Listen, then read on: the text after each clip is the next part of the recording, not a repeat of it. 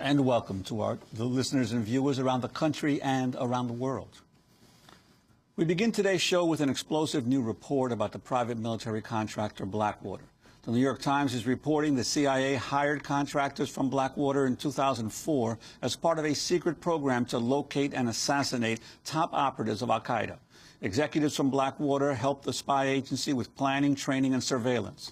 The CIA spent several $1 million on the program, which the Times claims did not successfully capture or kill any terrorist suspects.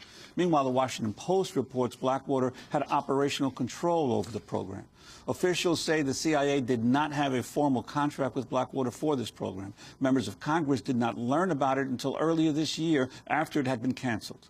To talk more about the story, we're joined by independent journalist Jeremy Scahill, the author of the best-selling book, Blackwater, The Rise of the World's Most Powerful Mercenary Army. He was working on the story when it broke. His article on the program will appear on thenation.com today.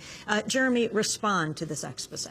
Well, I mean, I think that what we see here in the Times is a very small fraction, and in the Post for that matter, a very small fraction of this story. Blackwater has had a long-standing relationship with the Central Intelligence Agency, and I go into this at great length in my book. There are two figures that I think tell the story of Blackwater's relationship with the CIA.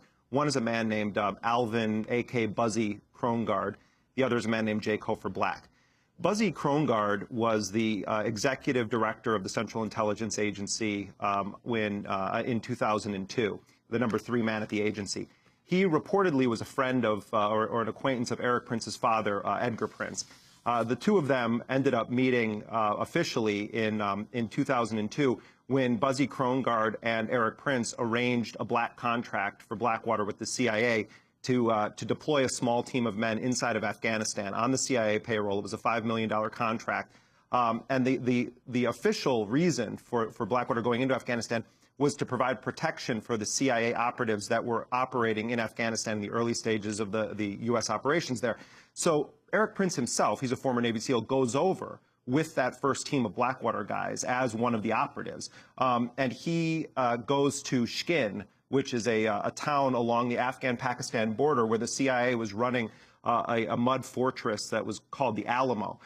Prince stayed there for a little bit of time, and according to another Blackwater executive who was with Prince on that trip that we talked to for my book, Erik Prince spent a few days there and then went to Kabul to try to win more business with other U.S. federal agencies. So that initial relationship, Buzzy Krongard with Erik Prince, started, we understand, this CIA relationship with Blackwater. Interestingly, when we talked to Buzzy Krongard, reached him on the phone in the course of doing my book, he was sort of startled at the idea that someone was asking him about Blackwater and the CIA, and he said, I don't know which came first, the chicken or the egg, meaning I don't know if Blackwater came to us with an offer to work for the CIA or if we came to them. Now, who knows what's true and what's not true.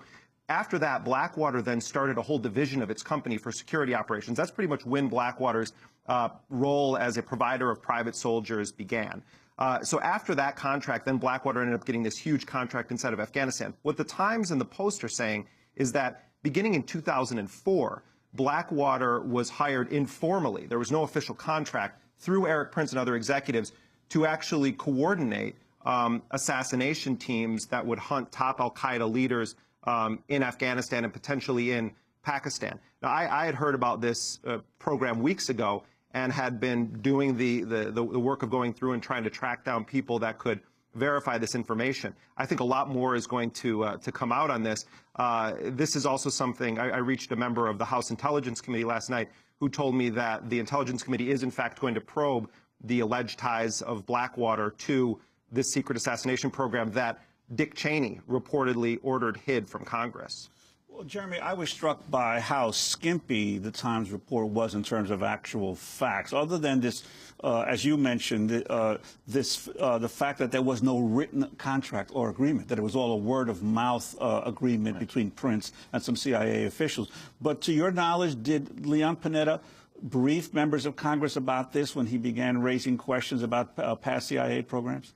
Well, I talked to a member of the Intelligence Committee. I'm not going to reveal who it was. And they said that they could neither confirm nor deny that Congress was aware of an alleged role that Blackwater was playing, nor could they say whether Panetta mentioned this at the briefing. I understand from some sources that it seems that there's inflated reports on exactly how much of an alarm bell Leon Panetta rang when he briefed the U.S. Congress.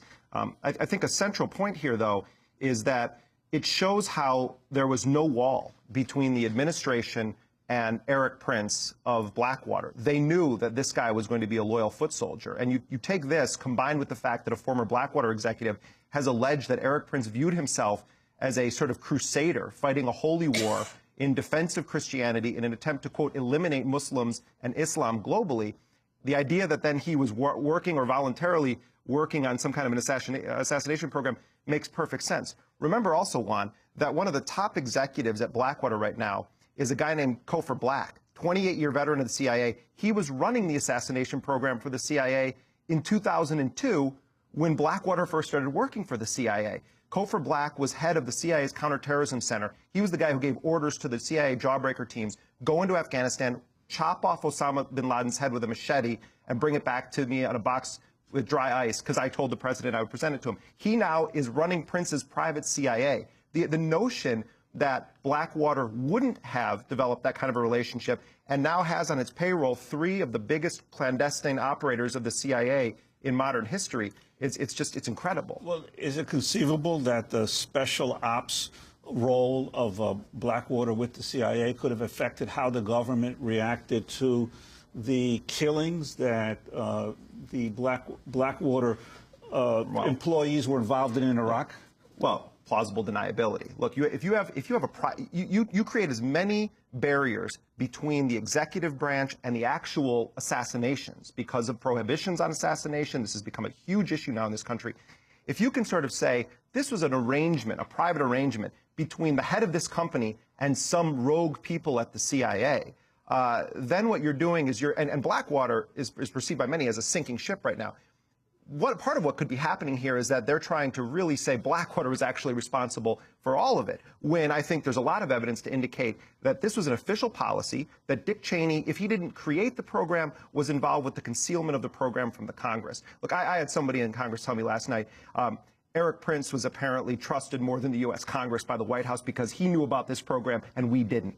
So, I mean, I think, yes, Blackwater, there's ample evidence to suggest that Blackwater was involved with this program, and I think we need to probe the role. But there's also the political reality that the Cheney folks are circling the wagons in an attempt to try to absolve themselves of any criminal culpability. Jeremy Scahill, can we get the name straight? What is Blackwater called today? Well, Blackwater has 20 different iterations. They have all sorts of companies. In Afghanistan right now, they're working for the State Department under the banner of U.S. Training Center. They're working for the Department of Defense under Paravant. They're working with their aviation wing through Presidential Airways. The official name of the company, how they do business overtly with the U.S. government, is through U.S. Training Center. I understand that they also have some companies that are used for covert operations. Tiger Swan is a company that I understand has been used for some of their covert work. And the New York Times refers to them as Z Services, XZ. Yeah, that's so last week, Amy. I mean, it's they change. It changes pretty much every week. The other thing is they have an offshore operation, which is a classic old-fashioned mercenary operation called Greystone, which I understand still does business in Iraq. And let's remember, Blackwater's not just working for the U.S. government. They work for the International Republican Institute, a John McCain-affiliated organization that's been involved with interference in democratic processes in countries around the world and destabilizing countries.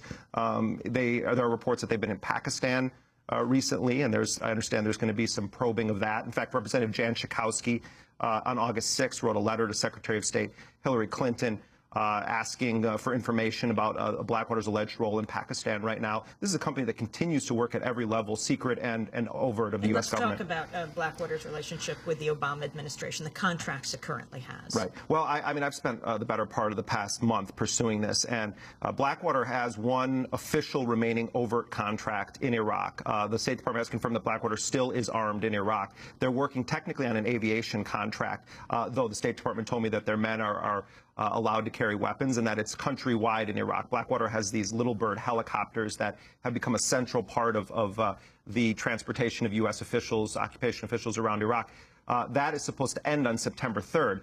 The Obama administration increased the value of that contract in late July by $20 million to $187 million. So this Blackwater's made over $1 billion in Iraq on diplomatic security, as they call it, though some would say they're